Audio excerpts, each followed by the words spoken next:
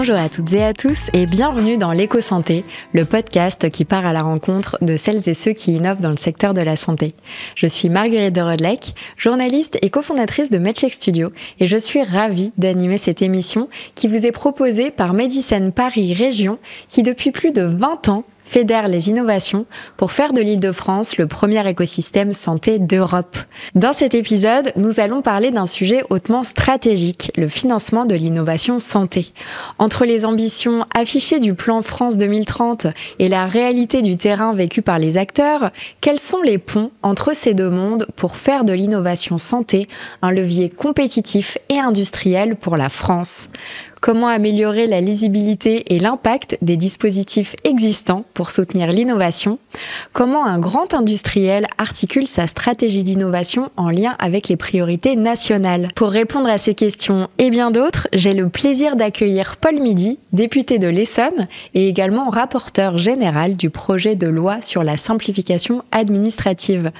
Acteur engagé des politiques d'innovation, il suit de près les enjeux du financement public, de l'entrepreneuriat et de la souveraineté industrielle française. Monsieur le député, bienvenue dans l'Éco-Santé. Bonjour, merci de l'invitation. À mes côtés également dans cet épisode, Charles Wolff, directeur général de Sanofi France, l'un des plus grands laboratoires pharmaceutiques au monde. À la tête de la filiale française depuis plusieurs années, il pilote la stratégie nationale du groupe et accompagne de près les transformations de l'écosystème santé. Bonjour Monsieur Wolff et bienvenue. Bonjour, ravi d'être là.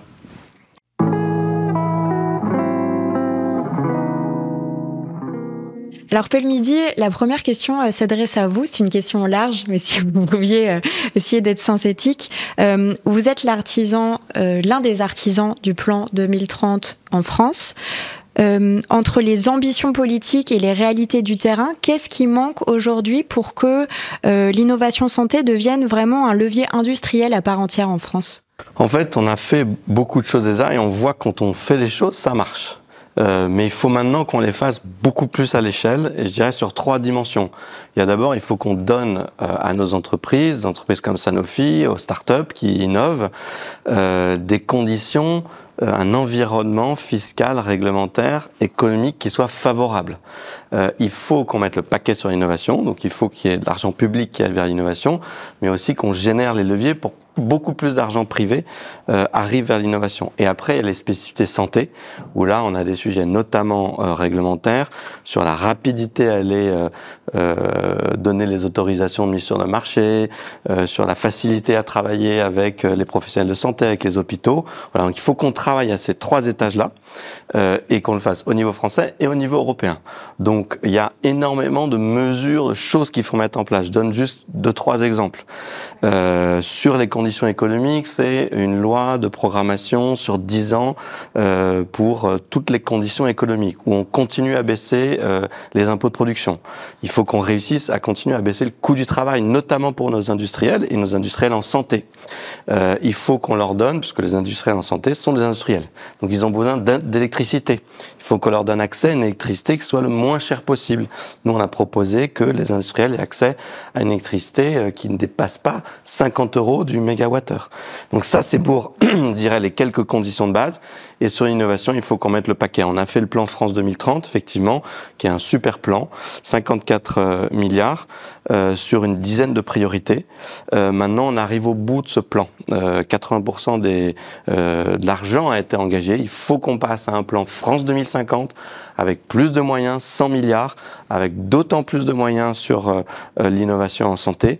Et il faut qu'on le fasse au niveau européen aussi, avec un plan Europe 2050, 1000 milliards, où la santé doit évidemment être une des priorités. Donc voilà, je brosse quelques éléments, mais il y a beaucoup à faire. Et moi, ça qui m'enthousiasme, c'est que en fait, on connaît un certain nombre de baguettes, de choses qu'il faut utiliser. On a commencé à les utiliser ces dernières années, ça a donné des résultats. Donc maintenant, il faut y aller beaucoup plus à fond. Et la difficulté, c'est qu'il faut le faire en européen. Voilà, j'ai essayé de ne pas faire la réponse en 2 heures, mais à une question large, voilà. C'est un vaste sujet. On fait un vaste sujet.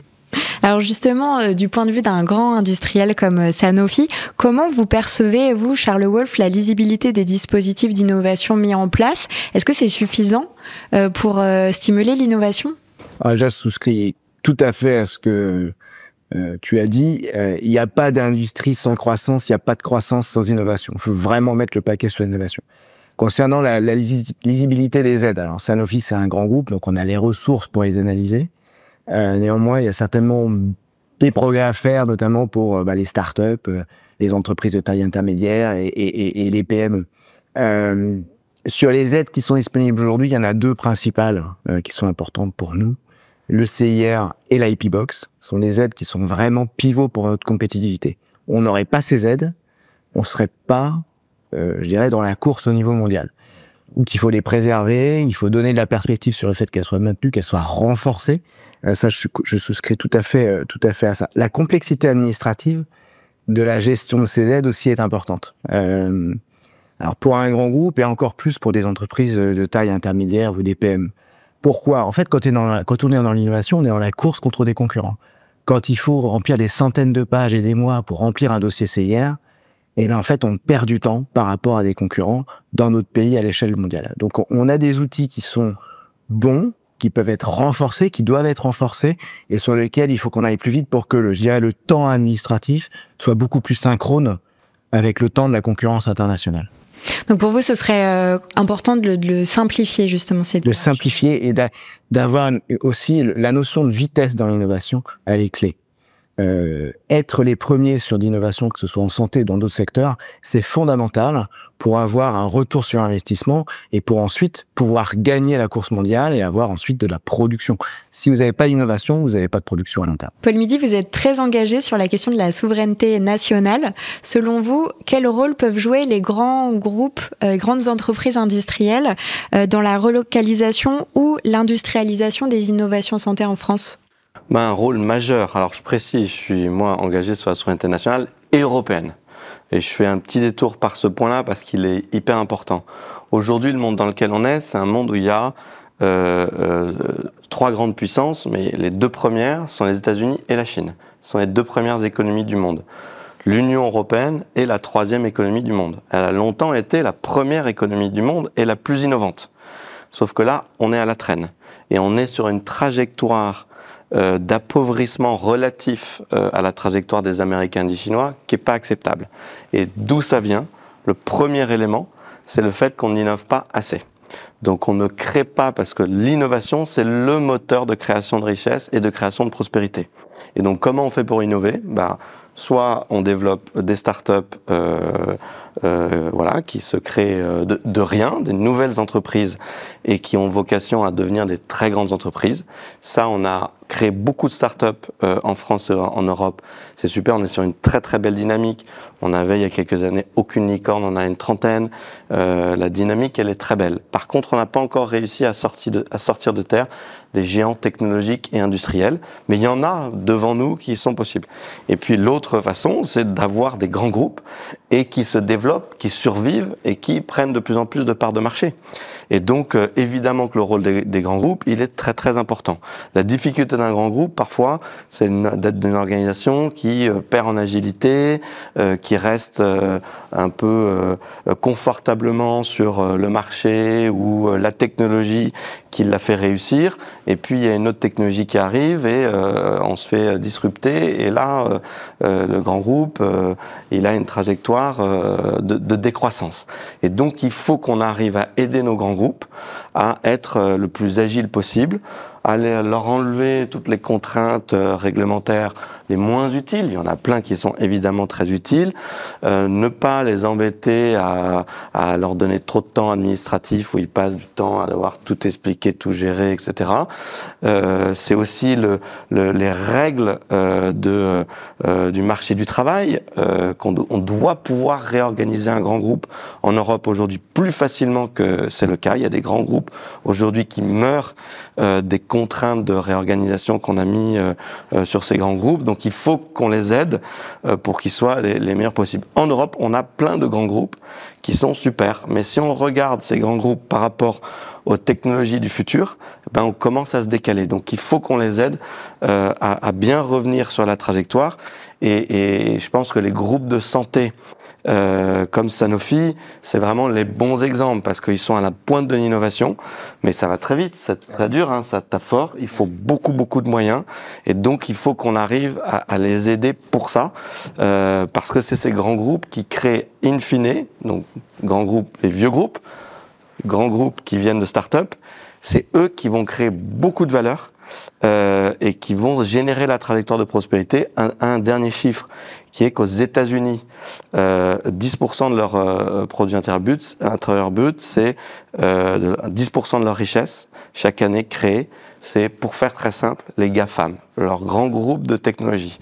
Et ça apporte énormément de richesse aux États-Unis, ça apporte des très bons salaires pour des centaines de milliers, des millions d'Américains, et donc ça a un impact très important. Donc on a besoin d'eux, il faut qu'ils puissent se développer, il faut qu'on leur donne les conditions pour se développer. Et Charles Wolf, je vous voyais acquiescer de la tête, est-ce que vous voulez rebondir sur ce qui a été dit ?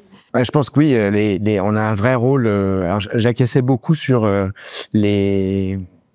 l'enjeu des grands groupes. Finalement, c'est de se renouveler, d'être toujours à la pointe de la technologie. Et c'est le choix qu'on a fait fin 2019 sur une stratégie qu'on a appelée Play to Win, qui était une stratégie de choix stratégique. Et la fierté qu'on peut avoir, c'est que en France, que nos salariés français ont, c'est que les choix stratégiques ont été faits avec une empreinte française énorme. Donc on a 3 plateformes technologiques qu'on a développées.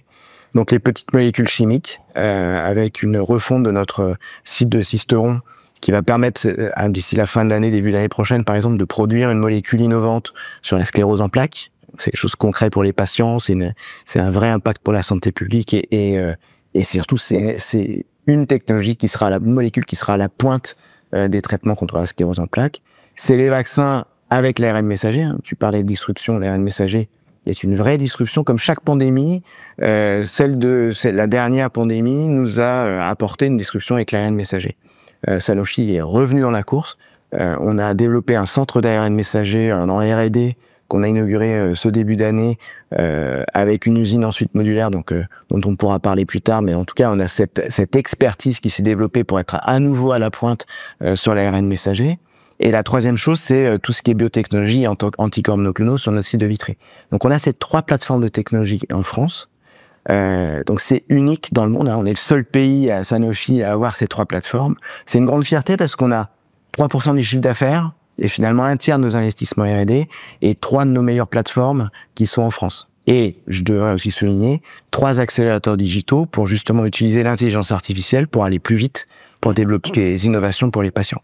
Ça, c'est construire l'avenir. Et ça, c'est la façon dont Sanofi, je pense, illustre ce que tu disais sur le besoin pour les grands groupes d'être toujours à la pointe, de se renouveler et de faire des choix stratégiques tournés vers l'avenir.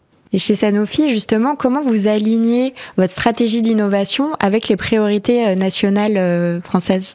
En fait, on est en constante connexion avec tout notre écosystème. Le rôle je pense qu'on peut dire d'un champion de la santé qu'est Sanofi, c'est aussi d'embarquer tout l'écosystème. Donc on est en constante échange, non seulement avec des organismes institutionnels, type INSERM, INSEA, on a aussi un partenariat que je voudrais souligner ici, qui est le Paris-Saclay Cancer Cluster, qui est une innovation totale. C'est qu'est-ce qu'on a cherché à faire ici, c'est de faire un pont entre l'excellence en recherche, je dirais académique, et le développement de nouvelles molécules pour les patients. Donc on a mis 150 millions d'euros sur ce projet pour accélérer justement ces ponts et faire en sorte qu'il y ait une continuité entre l'innovation en recherche plutôt très académique vers des solutions industrielles. On a aussi beaucoup d'investissements sur l'écosystème, je dirais, privé. On a fait des acquisitions, des prises de participation dans des startups françaises. Et si vous cumulez depuis 2021, on est à près de 500 millions. Donc le rôle d'un champion français, c'est effectivement en écoutant l'écosystème, de se coordonner en permanence et d'embarquer avec nous tout l'écosystème de santé pour se tourner tous ensemble vers l'innovation. C'est ce qu'on fait, c'est notre rôle. Alors le financement, il reste souvent un point de blocage, on en a beaucoup parlé dans ce podcast, dans l'éco-santé. Paul Midi, quels sont selon vous les leviers publics les plus efficaces aujourd'hui et lesquels mériteraient peut-être d'être renforcés ? Je pense alors, on a deux gros leviers qui marchent très bien. Il y a BPI France et toutes les actions qu'ils mènent d'investissement, d'aide, de financement. Et puis, il y a le plan. Et donc ça, BPI France qui a vocation à aller sur tous les secteurs, tous les types d'innovation.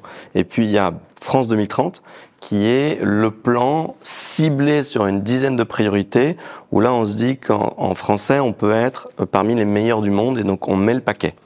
Franchement, ça marche bien, mais on est un peu au milieu du gué. Ça fait quelques années que ça existe et sortir des grands groupes technologiques, ça prend un tout petit peu plus de temps. Moi, je pense qu'on va y arriver dans l'horizon de la prochaine dizaine d'années si on continue cet effort et qu'on l'accélère. Donc, il faut continuer ça. C'est pour ça qu'il faut passer du plan France 2030 à France 2050, qu'il faut le faire au niveau européen et qu'on continue à avoir BPI France qui exerce. Par contre, je dirais, il y a deux éléments qui sont importants pour qu'on réussisse à passer à l'échelle et vraiment accélérer. Je pense qu'en financement public, il faut qu'on aille beaucoup plus loin en européen parce qu'aujourd'hui, si vous regardez le budget européen, moins de 10% va sur l'innovation. Il y a un tiers qui va sur la politique agricole commune, la PAC, un tiers qui va sur les politiques de cohésion. Tout ça est parfaitement justifié, parfaitement utile. Mais dans le monde dans lequel on est, je pense qu'il faudrait qu'on ait une PIC, une politique d'innovation commune, qui soit au moins aussi grosse que la PAC. Donc au moins 30% du budget. Donc il faut au moins faire x3. Et je pense qu'il faudrait faire beaucoup plus. Donc ça, il faut vraiment qu'on change d'ordre de grandeur sur ce qu'on fait au niveau européen. Et après, ça c'est pour le financement public, mais le financement privé, ça doit être le financement le plus important. Le financement public, il est là pour faire effet de levier et générer du financement privé. Et là où on a une grosse difficulté, c'est qu'on n'a pas de fonds de pension en France et on en a très peu en Europe. Et donc, c'est malheureusement, ou c'est comme ça en tout cas que ça marche, c'est l'argent des fonds de pension qui est de l'argent qui est investi sur le long terme, qui permet de financer des entreprises, des startups qui sont, évidemment, c'est très risqué. Quand vous investissez dans Pascal ou Candela qui essayent de faire l'ordinateur, enfin qui sont en train de faire l'ordinateur quantique, c'est 10 ou 15 ans d'aventure, c'est risqué, puis il y a une chance que vous ne retrouviez jamais votre argent. Et le seul argent qui peut s'investir là-dedans, c'est l'argent qui est investi sur le long terme, c'est donc de l'épargne retraite et c'est donc de l'argent qui vient des fonds de pension. Et là, les États-Unis sont imbattables. C'est 42 000 milliards d'euros qui sont dans les fonds de pension aux États-Unis. En Europe, on en a à peu près 6 000 milliards. En France, quelques centaines de milliards. Et donc, quand il faut faire de Mistral un champion de l'IA mondial, ils sont déjà dans le top 5. C'est bravo, c'est génial, ils ont fait un super job. Maintenant, si on veut qu'ils soient meilleurs qu'OpenAI, il faut qu'on leur donne 5 à 10 milliards aujourd'hui. Et pour donner 5 à 10 milliards aujourd'hui et les trouver, et que cet argent ne vienne pas que des États-Unis et que ça devienne une boîte américaine, il faut qu'on ait des fonds de pension et donc il faut qu'on arrive à transformer une partie de notre système de retraite par répartition vers de la capitalisation. Si on ne fait pas cette transformation-là, je pense qu'on n'y arrivera jamais. Donc voilà, il faut qu'on mette de l'argent public, mais il faut surtout qu'il y ait de l'argent privé qui soit mis à disposition, mais il faut qu'on crée les conditions et le système pour que ça existe en Europe. Là, on est vraiment au cœur du sujet et je voulais vous demander, dans vos échanges justement avec les entrepreneurs de la health tech, quelles sont de leur côté leurs attentes vis-à-vis des pouvoirs publics ? Alors, généralement, moi, quand ils viennent me voir, comme je suis législateur, régulateur, c'est pour des sujets effectivement réglementaires. Et c'est souvent le très bon point qui est identifié, c'est la lenteur que nous avons souvent dans les autorisations de mise sur le marché. En Europe et en France. Et donc, il faut qu'on soit vraiment meilleur là-dessus. Moi, ça me fend le cœur à chaque fois et j'ai vraiment, j'en peux plus de voir des entrepreneurs ou des entrepreneuses qui me disent on va lancer notre produit d'abord aux États-Unis parce qu'en fait, avec les FDA, avec les autorités américaines, ça va être 2 à 3 fois plus rapide et surtout, on sait quand est-ce qu'ils vont nous donner l'autorisation. Et donc, enfin, on reviendra en Europe après, mais voilà. Parce que c'est quoi? D'abord, c'est en fait le risque que ces entreprises en fait aillent se développer aux États-Unis. Je suis très content pour elles, mais moi je veux que la valeur, les emplois, la richesse soient créés au bénéfice européens. Et puis, ça veut dire que les innovations, elles profitent d'abord aux Américains avant de profiter aux Européens. Donc, je pense qu'il faut qu'on aille beaucoup plus vite. On a montré avec le Covid qu'on savait aller vite et que ça marchait très bien. Et donc, moi, ça fait partie, quand je dis qu'il faut qu'on mette plus de budget dans l'innovation au niveau européen, il faut évidemment qu'on donne beaucoup plus de budget à l'EMA, il faut qu'on donne plus de budget à la NSM en France et qu'on leur donne un cadre législatif pour qu'elles se sentent aller plus rapidement. Il peut y avoir des sujets différents, il y a peut-être des sujets très difficiles, là on prend quelques années, puis il y a des sujets qui sont moins difficiles, moins risqués. Si un médicament, si une molécule, peut-être elle n'a pas un bénéfice énorme, mais qu'on est sûr qu'elle ne va pas créer aucun trouble ou aucun bénéfice négatif, enfin aucun problème, bon, on y va peut-être un peu plus vite. Voilà. Donc je pense qu'il faut, on est dans une course qui est mondiale, et si on ne se met pas au niveau, au moins au niveau de la vitesse des Américains et des Chinois, c'est mort. Voilà. Donc, par contre, si on le fait, on peut être meilleur qu'eux. On l'a montré. Moi, je rappelle que le vaccin qui a sauvé une bonne partie de l'humanité au moment du Covid, c'est une start-up allemande, BioNTech, qui l'a créé. Et donc, voilà, j'aurais préféré évidemment qu'elle fasse un partenariat avec un groupe européen et que toute cette valeur, en plus créée, vienne d'abord en Europe. Mais il faut voir ça. On sait innover. Maintenant, il faut qu'on arrive à industrialiser et en tirer tous les bénéfices pour les Français et pour les Européens. Je retiens aussi qu'ensemble, on est plus fort. Bien sûr. C'est pour ça que moi, je suis 100% pro-européen. J'adore l'Europe. Mais c'est d'abord une vision stratégique. Si on était 200 pays, tous de même taille, et qu'il n'y avait pas d'alliance, etc., très bien, moi je serais uniquement pour la souveraineté française. Sauf que là, on a un monde qui est très morcelé, mais avec deux grandes puissances qui ont des trajectoires qui sont stellaires. Les États-Unis et la Chine. Et donc si nous, on ne se bat pas à armes égales avec des puissances comme la Chine et les États-Unis, on n'y arrivera pas. Et donc pour être à armes égales, il faut le faire au niveau de l'Union européenne.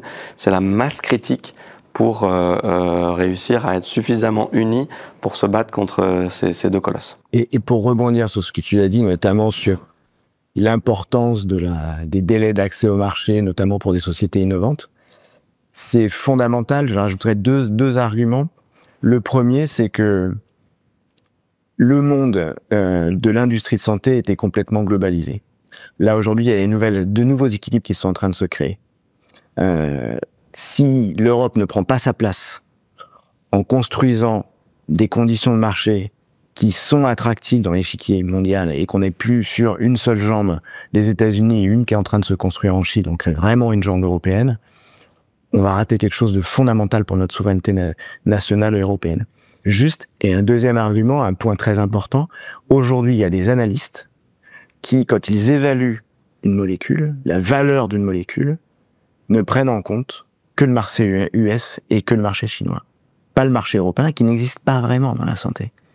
Donc ça doit nous alerter sur il faut créer d'autres conditions. Et c'est pas la dernière administration américaine qui a démarré ça. Ça a démarré bien avant. Le Covid, effectivement, BioNTech a été l'inventeur sur la partie ARN messager. Il y a eu Moderna aussi. Mais néanmoins, ce qui a permis de développer toutes ces technologies de vaccins, etc., la prise de risque, ça a été beaucoup les US avec BARDA. Qu'est-ce qu'on crée en Europe? Comment on se réveille pour créer quelque part une vraie souveraineté nationale européenne sur la santé? Je voulais le mentionner parce que je pense que c'est l'histoire de la vitesse d'accès au marché, de la vitesse des aides publiques, c'est une vraie course mondiale. Dans un monde qui était globalisé, où tout circulait très vite, ça pouvait fonctionner, on n'en pâtissait pas trop, les patients n'en pâtissaient pas trop, et notre industrie n'en pâtissait pas trop. Demain, l'équation est complètement différente. Et alors toujours sur la collaboration, comment un acteur comme Sanofi pourrait, disons, peut-être accélérer encore un peu plus l'innovation en collaborant davantage avec des CHU, avec des laboratoires, avec des startups? Alors, on le fait déjà beaucoup. On doit plus communiquer sur ce qu'on fait avec les startups. On travaille énormément avec Akemia, on travaille énormément avec Okin, on a aussi la plateforme Future for Care, on travaille avec Station F. On a des discussions avec Mistral et j'y tiens beaucoup. Et donc on travaille beaucoup et on investit. Je disais les 500 millions d'euros d'equity qu'on a mis depuis 2021. Sur les CHU aussi, on travaille beaucoup sur la partie clinique et la partie développement. Je pense que pour aller plus loin, on a besoin de créer plus de simplification dans toutes les mesures. Je donne juste un point concret. Quand on rajoute des couches de process français par rapport à l'Europe, vous prenez par exemple les échantillons de patients quand vous faites des essais cliniques. Quand vous avez beaucoup plus de délais, par exemple, pour importer un échantillon d'un patient allemand que ce que vous avez en exportant un échantillon de patient français, c'est très pénalisant pour nous. Et ça, dans le travail avec les CHU, on a besoin, pour en faire plus de partenariats, d'aller beaucoup plus loin dans la simplification, de vraiment pas rajouter de couches par rapport à l'Europe, et de simplifier, et de pousser l'Europe à encore simplifier, pour aller plus vite. Alors, je suis complètement d'accord avec ce que tu disais, il y a des choses qui sont impératives, et notamment la sécurité pour nos patients. Ça, c'est non négociable, il faut surtout pas prendre un seul risque là-dessus. Et par contre, quand on peut aller plus vite, il faut le faire, parce que sinon, on perd la course mondiale. Parce que les Chinois, parce que les Américains vont aller beaucoup plus vite à retirer certaines de ces barrières. Tu le mentionnais avec la FDA qui va plus vite sur certaines innovations. La France est plus lente que l'Allemagne. On parle de 500 jours versus quelques dizaines de jours entre la France et l'Allemagne sur un accès au marché après une autorisation européenne. Il faut vraiment qu'on travaille là-dessus parce que ce sont des game changers pour nos innovations. Alors Paul Midi, on en parle depuis tout à l'heure, mais le financement public est parfois perçu comme trop cloisonné ou court-termiste. Comment on pourrait repenser les logiques budgétaires pour soutenir des projets de santé plus ambitieux et plus de long terme? Alors la difficulté, d'une certaine façon, c'est que nous sommes en démocratie. Et donc en démocratie, on vote un budget chaque année. Et évidemment, on doit pouvoir ajuster, et c'est le choix des Français qui s'expriment au travers de leurs représentants. Mais je pense qu'il faut qu'on arrive beaucoup plus à aller dans une logique pluriannuelle de loi de programmation, comme on a pu le faire par exemple pour l'armée, comme on l'a fait pour la sécurité ou pour la justice. Et donc c'est pour ça que nous, on propose une loi de programmation économique et énergétique sur 10 ans, pour donner de la visibilité aux acteurs économiques le plus possible. Évidemment, ça ne veut pas dire que tout est figé pendant 10 ans et que s'il y a une crise, une guerre, on ne change rien.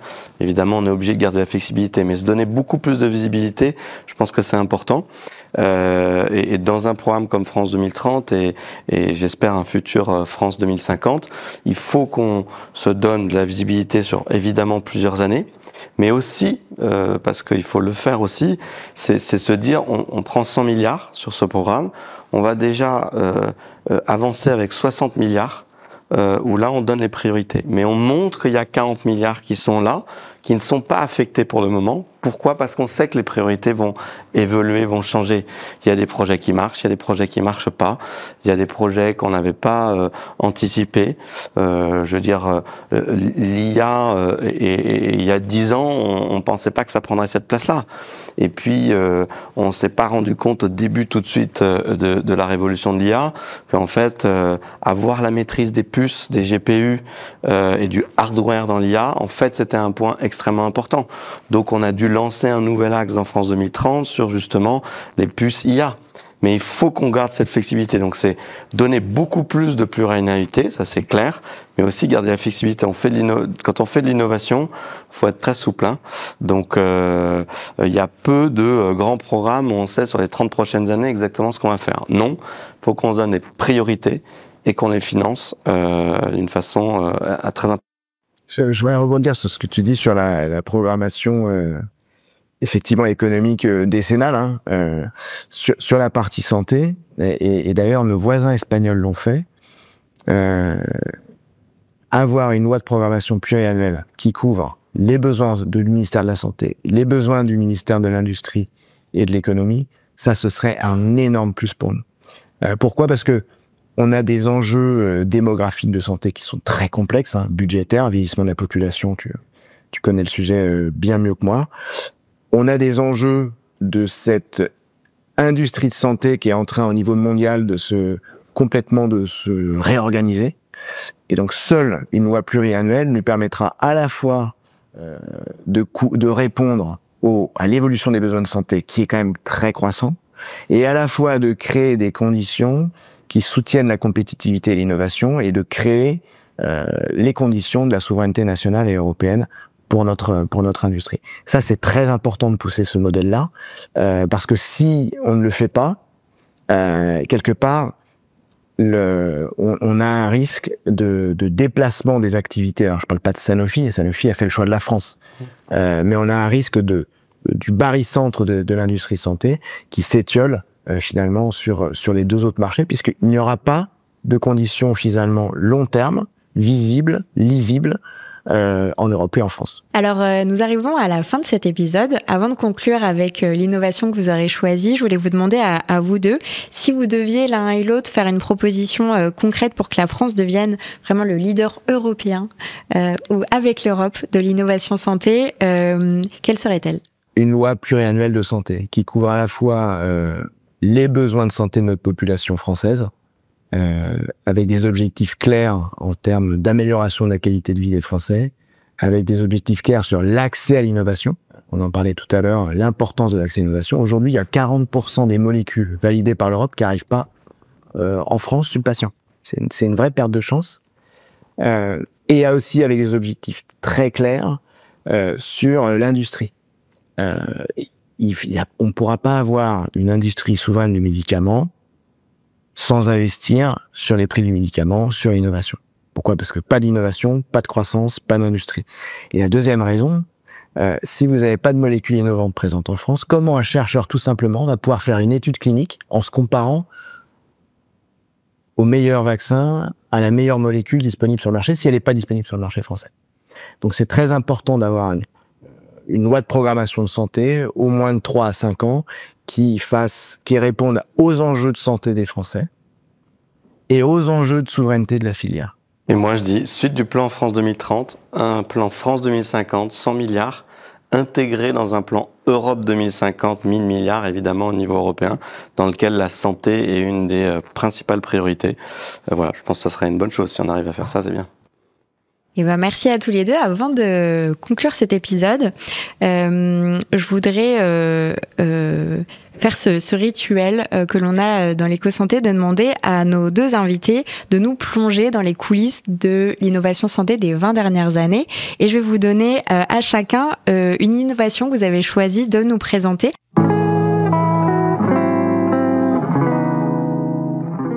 Alors je vais commencer par vous, Paul Midi.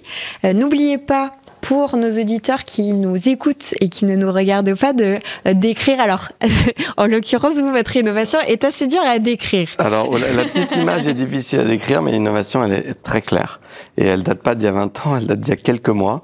Ça s'appelle Hope Valley, c'est une start-up qui vient de Nantes, qui a été fondée par une femme, ce qui est notable parce qu'on a des énormes biais de genre dans l'entrepreneuriat et dans l'innovation, et qui permet, c'est une intelligence artificielle, qui permet de détecter un potentiel cancer du sein 5 ans avant les technologies actuelles.